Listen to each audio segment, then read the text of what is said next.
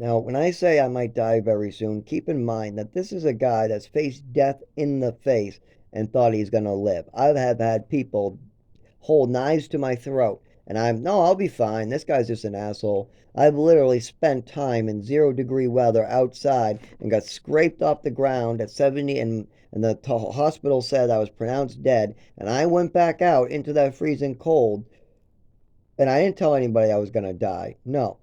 I don't like doctors. I don't tell anybody about my health most of the time until it becomes serious. If I need stitches, nobody needs to hear about that. I'll stitch myself up. If I got the flu, I'll handle it myself unless it gets to a point where I need some type of flu medicine or a prescription pad.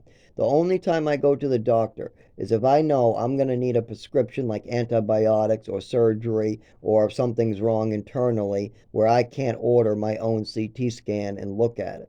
Because if you give me my own pictures and I look at it for 5 years, I can diagnose. I'm very, very good at that. That's why the only reason I can do that is because doctors don't want to treat me. So I'm always having to, like, okay, oh, I got the flu.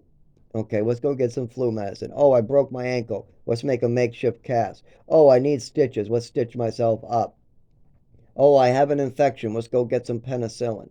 I hate doctors. I hate fucking doctors. I never go unless I can't get the help I need. If my arm turns green as an infected and I can't treat it, clean it, or do anything about it, I will go to the emergency room to get antibiotics.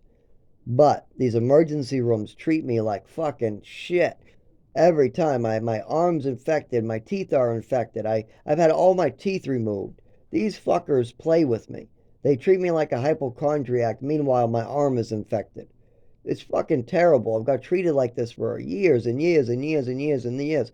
I'm bleeding into my testicles. My testicles are purple and blue, and they want to play games once again. They want to release me right away before anybody's even seen them.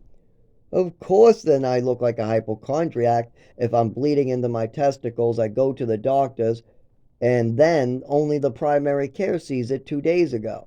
2 days later. Now, the primary care, when he saw it, he went, whoa! And this was not my regular primary care because my regular primary care called out. And so this was seen by a Goodwin covering primary care. Not even my regular primary care. I wanted to see my regular primary care, but once again, the emergency room played games. My primary care wouldn't show up. So I had to see an emergency primary care at Goodwin. And I showed him my testicles filled with blood and my GI swollen.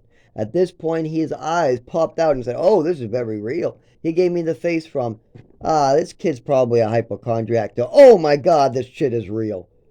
And then he got scared and said, I'm never seen something like this before, so I'm going to refer you to see somebody else. And then I go back to the emergency room, I go back to the GI, and they play more games. I don't get any more answers. I take the pictures of the injury, the doctor saw it, and then they play more games and treat me like a hypochondriac.